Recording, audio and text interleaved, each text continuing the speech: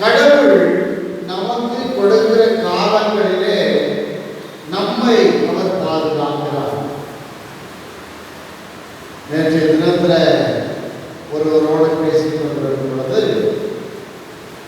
கோவிட்ல நடந்த ஒன்றை அவர் சொன்னார். கொரோனா காலத்தில் ஒரு வழக்கறிஞர் மிக சாமர்த்தியமாக வழக்கு மன்றங்களிலே வாதத்தை முன்வைக்கிறவர், நல்ல ஞானவான், நல்ல கல்விமான், நல்ல சரீர சுகத்தோடு இருக்கிறவர். அவருக்கு கொரோனா தொற்று வந்த பொழுது அவர் வீட்டில் ஒரு சின்ன சிம்டம் தான் இருந்தது.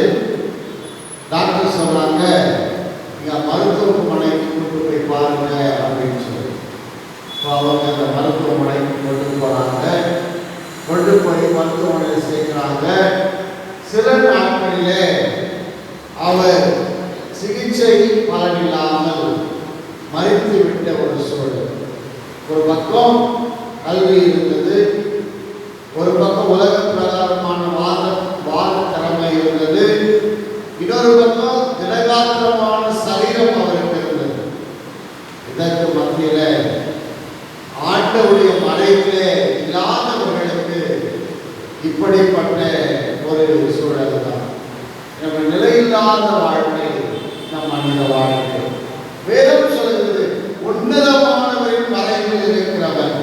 அப்ப நம்மெல்லாம் இந்த உன்னதமான ஆண்டவருடைய மறைவிலே இருக்கிறோம்.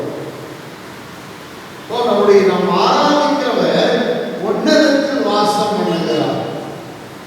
அவர் எந்த மனுஷனோடும் ஒப்பிட்டு பார்க்க முடியாதவர். அவர் இந்த பூமியில் இருக்கிற எதையோடும் கம்பேர் பண்ண முடியாதவர். அப்போ அவருக்குரிய மகிமையில் அவர் இருக்கிறார், அவருக்குரிய கடத்தில் அவர் இருக்கிறார், அவருக்குரிய மாட்சிமையிலே அவர் இருக்கிறார், அவருக்குரிய எல்லா தெய்வீக கிருபையோடு அவர் இருக்கிறார். அதான் சொன்னாரு தாவீது சொல்லும் பொழுது, உன்னதமானவரின் மறைவில். நம்ம எல்லாரும் ஆசைப்படுறோம், யார் பக்கத்தில் இருக்கணும்னு ஆசைப்படுறோம்?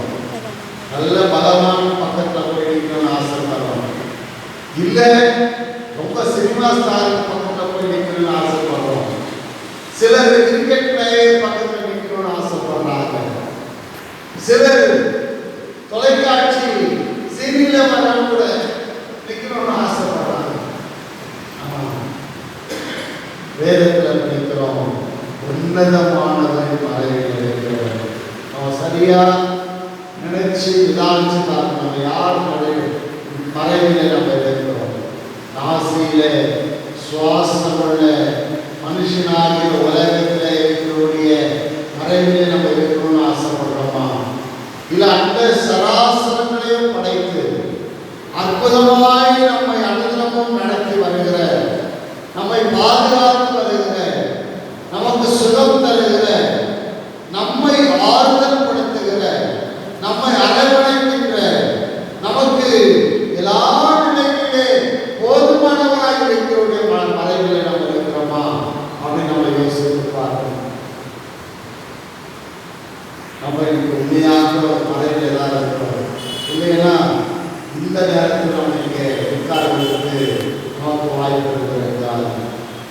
இந்த உலகத்தின்படி நாம் அல்ல, ஆண்டவருக்கென்று நேரத்தை ஒதுக்கிற, ஆண்டவருக்கென்று காணிக்கைகளை ஒதுக்கிற, ஆண்டவருக்கென்று நம்மையே நாம் அர்ப்பணிக்க ஒரு காலத்தை ஆண்டவருக்கு தந்திருக்கிறார் சொன்னால் உண்மையிலே நாம் அவருடைய மறைவிலே இருக்கிறோம். அடுத்த வருஷம் பாருங்க, தாவீது சொல்றாரு, நான் கர்த்தரை நோக்கி, நீ என் அடைக்கலம், என் கோட்டை, என் தேவன், நாம் நம்பி இருக்கிறவர் என்று சொல்லுவேன்.